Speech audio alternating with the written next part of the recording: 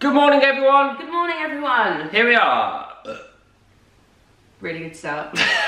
Sorry. Another day. Another burp. Last night we watched Gangs of London. It's a lot. You look liking it, are you? I know, I want to know what, because now I'm like invested, but so the thing for me is that the violence is very much like Kingsman.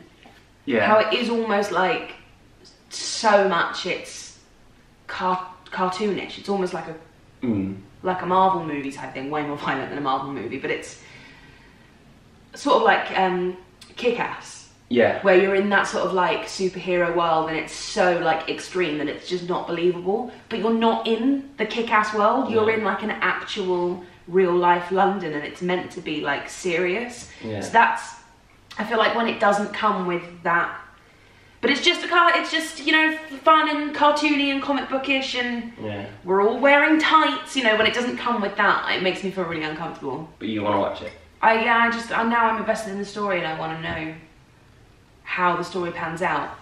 Yeah. But for a lot of it, I am covering my eyes. I am one of those people. Yeah. Any announcements? I found a really good charity that I want to donate to or do something with, and I'm pretty sure they're registered on social media as well. Who are they? Young, Black and Lit. It's about getting books that represent kids of all races into schools and homes of kids who need to see that representation. And they're like a really small charity. I'd never heard of them before and I started like looking for... So here's my issue at the moment. There are so few charities that are registered to accept fundraising and donations on Instagram, Twitter and Facebook. And I think there's some like issues with registering. Someone messaged me being like, I work for a charity and we're finding it really hard to register even though we've done all the things we need to do. Like, it's just not moving ahead, it's not going through. Because I wanted to get, when lockdown happened, I was fighting for Acting for Others to get registered and they sent through everything they needed to do and it's been like 3 months and nothing's happened. So it's really frustrating because it's like the easiest way to fundraise for charities is through like, well, as you saw the other day on my video, we raised $5,500 for the Bell Project just through having that fundraising button next to the video. So it's just so simple and so easy for people. So like Black Lives Matter, like the actual like official website and Instagram, they're not registered. So I was like, that's so annoying because that's, you know, I'd really love to raise money for them. So that's why I'm then raising money for the Bell Project and the NAACP. But then I found a few other ones which are really like much smaller charities but really cool. Like there's another charity called Buy From a Black Woman, and it's like the charity, the money that they raise goes towards investing in like small black female business owners. It's really like really good charities. So they're registered, so I'm definitely going to do something for them, but I also just want to donate myself. They're really good charities, go donate to them. I'm going to give you the link so you can put them below. Thanks. Yeah. What are you going to do, like for quizzes and stuff? Like. Yeah, so I'm doing my quiz, the Harry Potter quiz for the NAACP. I always like lose track of the letters as I say it, the NAACP. Yeah. I'm doing that on Sunday. And because I've been doing so many quizzes for family and friends, I've got like a whole catalogue of quizzes, So maybe in a couple of weeks do another one. For another charity. On YouTube at the moment, because YouTube's, well, the thing with, I'd love to do it on Instagram, because Instagram I feel is where my audience is like the most engaged and it's where I'm the most active as well. But Instagram times out after an hour on the live streams. Instagram, come on, sort it out. Whereas I don't think YouTube does, so. Have I got anything to say? Yesterday was our 80th video and we didn't really celebrate that. We didn't really mention it. I lose track, I number my videos wrong every day, so. 80 videos. 80. 80 We're going to have to do something special for the 100th. I know, I don't know what I'm going to do. I don't know either. Morning champagne. Yeah. We could actually do little like orange. Little, Bellinis. Little Bellinis. Is that what they're called, Bellinis? I don't know. Well, that's orange juice and champagne is Bucks Fizz. I thought it was samosas. Not samosas. What are they called? Mimosas. Mimosas. We can also have samosas if you want to. Mimosas and samosas. What's a Bellini? Bellini's peach, isn't it? I think so. But yeah, we could do that. Get a little party hat. But yeah, 80 videos. I was thinking about that. That's like, we're coming up to like a quarter of the year. Yeah. Yeah. Oh my god. And like That's 10 more insane. videos would be a quarter of the year. That's insane. Crazy amount, but good though. I mean, Really it's, good, it's yeah. still fun, and we're still enjoying it, aren't we? Yeah. Well, it feels like it's just the routine now. Yeah. We've got into such a good routine with it. At some point though, the routine is gonna... Sorry. At some point though, the routine is gonna get ruined because one of us is gonna have to go off and like do something at some, like work is gonna resume for one of us, Yeah. or both of us. Yeah, Because I know definitely. there's talk of like audiobook stuff on my part, which would mean having to go to a studio but while social distancing with a mask and stuff, and be locked in a booth for like a few hours. Yeah. We'll see what happens. But yeah, crazy, we'll just keep going until we can, really. I thought I'd talk about a little funny topic, which someone sent in again. A lot of the stuff we're talking about at the moment is musical theatre based. Yes. And I don't think it's a bad thing. I love it. I'm saying that because through the emails, that's like the main sort of source of like, tell me what this is, or tell me about that, or tell me about your worst theatre experience. It's all theatre based. So I guess people out there, that's the main thing they want to see. Yeah. Or hear. Yeah. We will do the odd like, what's the meaning of life, and like stuff like that, because I think that's pretty fun sometimes. Yeah. Like the crazy ones. Yeah, because we're so clueless. Yeah, just like what? To live the best life you can. Anywho, a guy called Andrew J.A. Lee, emailed in. I think he's American, and he said 3 questions, but one interested me more, just because I thought we've not really talked about this, and I know that it's happened before to both of us. Oh god. And it's his 3rd question. It says, "What is the most memorable injury you've had on stage, if any?" So I'm gonna like broaden that. Any falls, any embarrassing moments, any just injuries, like as Andrew said. Oh my god, loads. Because I've got this specifically because I know that you've fallen over a couple of times. Yeah. Shall I start? Yeah, go on, you start. I mean, you've told your story about breaking your wrist, haven't you? I have, and I actually forgot about that because I wasn't going to say that one. But yeah, you've broken your wrist during a performance. Yeah, I broke my wrist at the Royal Albert Hall, Yeah. which is pretty amazing, but it did hurt. Yeah. They just got thrown to the floor, like a crash roll, and it's like a soldier dance. So I like hit the floor to do a crash roll, and it was so like impactful. Oh, it was so loud. I remember that sound. And I was like, oh my god, that hurt. But I was like, carry on. And like the rest of the routine was like press ups. Oh my god. No joke. But I was like, I didn't feel the pain. Got through, yeah. Got like lifted off because it was like, not like because I was injured. That's the actual choreography. Yeah. Can I come off? No. So it like lifted me off. And I was like in a crucifix sort of thing, like looking up at the ceiling. If you're at the Royal Albert Hall, if you look there, it looks like this big mushrooms. Yeah, it's like the big circle. Like I think it's for like the sound, to Yeah. get the sound in. And I was like looking up, and I was like, oh, that's amazing. And all of a sudden, I just felt this like heat on my wrist. You know, that sort of pulsating, like something's wrong.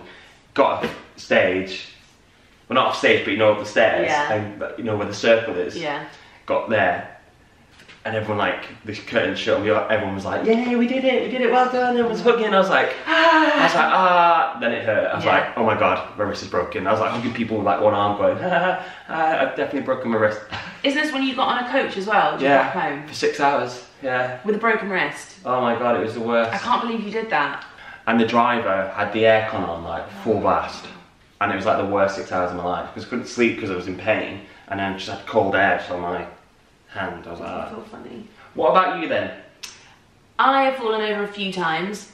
I think my first ever big fall on stage was Eponine, and there's a bit where Eponine knees Montparnasse in the balls, and it's just before I sing, I'm gonna scream, I'm gonna warn, I'm here, and I need him, and as he's supposed to fall to like my right, he fell but swept my legs out from underneath me, just accidentally caught my ankles.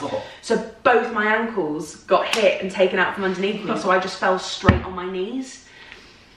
And it hurt so much, like it's that like, tears spring to your eyes immediately. Yeah. And then I was like on the floor going, I'm gonna scream, I'm gonna warn, I'm here, and I had to like get up and run. And then after that bit, I had to hide behind a gate. And I remember hiding behind the gate going, oh my god, I feel like I've shattered my knee in like 8 pieces because I kind of fell harder on my left one. But I'll find the picture for you and put it up because the bruises were cobble shaped because the stage of the Queens at that point was all like cobbled, all like cobblestones. And so I had 4 perfect cobblestone bruises on my knee. And then in Chitty, Sheffield is a dangerous place for me. It's where something always goes wrong for me. In Adam's Family, I had the worst show of my life there. It was when my voice just, I had tonsillitis again and my voice just was like, see ya, I'm out. Awful performance. But before that, I had Chitty. It was our first night of opening in Sheffield, and every venue we had 16 new children come and join us. It was a lot. So every city had its own kids, which was lovely though, because it meant like all of the parents would come and watch their kids in the show. It was just like really, really sweet, and they were all so lovely. But it meant that our get-in day was like really long. It was like from 10 o'clock in the morning you had to be there to like get the kids in, because all the kids were in like a fair few scenes. And they'd have to be paired up with like parents in the cast, so like people who were acting as their parents and telling them where to run and stuff, because that would be the first day that they were with an adult cast, so they would have been rehearsing remotely. in a studio somewhere, never having met us, and then the day that they would meet us is also the day that we would all do the show in the evening. It was like so full on and so scary. And there was this one little girl called Angel, bless her heart, who we were at the end of teamwork, and it would be me, Potts and the toy maker in the centre, and then lines of kids either side of us. And this little girl hadn't got into her right place and stood directly behind me. And my next move was to march backwards to the back of the stage. And she just, I don't know, she was very, very small and very, very sweet. And I think she just got a little bit confused and a bit lost. And as I stood back, I went straight over the top of her. And because I'd realised I'd fallen over a child, I did everything I possibly could to like not land on her, which meant I landed directly on my lower back, like on my coccyx. And I remember, like, so the show. Yeah, this is the show. This is opening night at Sheffield. That's rehearsals. I went straight over the back of her, and I was like, "Oh my god!" because I was so scared I'd hurt this little girl. So I picked her up and carried her off, and she was like, "I'm fine." And you're like, "Shut up!" I was like, "That's good." Oh my god. And then, and I like it hurt, and I was like really bruised. I had a massive bruise on my back, but I was all right. And then about a week later, or a couple of weeks later, when we were in Cardiff, because then I'm like, and a lot of my track was like climbing up and into the car and climbing over motorbikes and stuff. It was all quite physical. And I got to Cardiff and my back just gave up. And it was my day off in Cardiff where I'd gone for like, I'd spent the whole day out with Molly. I think I filmed it. We went to Cardiff Castle. We went to Cardiff Castle and we walked around for the whole day, and I decided to walk back. And I remember on the walk back, I was like, oh, my back's like really aching. And I got back, and because it'd been such a full day, I had a nap. And when I woke up, I couldn't move. I was so terrified. I had to call like Molly and Scott, and I was like, Scott, I can't move. I can't get out of bed. And I literally managed to roll myself onto the floor, and I had to like crawl to the kitchen. I crawled to the kitchen to get like ice and paracetamol and everything I possibly could. And then I had to go and see a chiropractor that week, like every morning. And I was just in agony for the whole week. It was so painful. There was one point, oh God, it was awful. There was one point where I came off from a show, and it was a matinee. I thought I'd just lie down for a bit, lie down on my floor. And I couldn't get up, and I was too far away from the sofa and too far away from the desk and the chairs to get myself up. And I was in my underwear. I locked the door, it was after a show, so no one was going to come in. I was in my underwear, so I had to grab my dressing gown and pull it over myself and call for Matt Gillette. I was like, Matt, I can't get up. Oh my God. Yeah. And then I fell over a spontane. My dress was slightly too long. It was in like it was in the previews. And there's always like slight bits like that where you've only had your costume on from like the first night. You've only done like a few rehearsals and tech rehearsals where it's not been like full runs, or it's just been a bit of a fluke that you managed to get through it the way that it was, but it's sort of like an accident waiting to happen. And my dress was like a couple inches too long, and I was stood on the rake, and because I was facing up the rake and my feet were like that, the front of my dress got under my feet. And it's the bit where Rich, as the foreman, grabbed my arm and like kind of quite violently dragged me off, and we'd like, you know, practice that, and it was all like, the way we were doing it was safe. Yeah.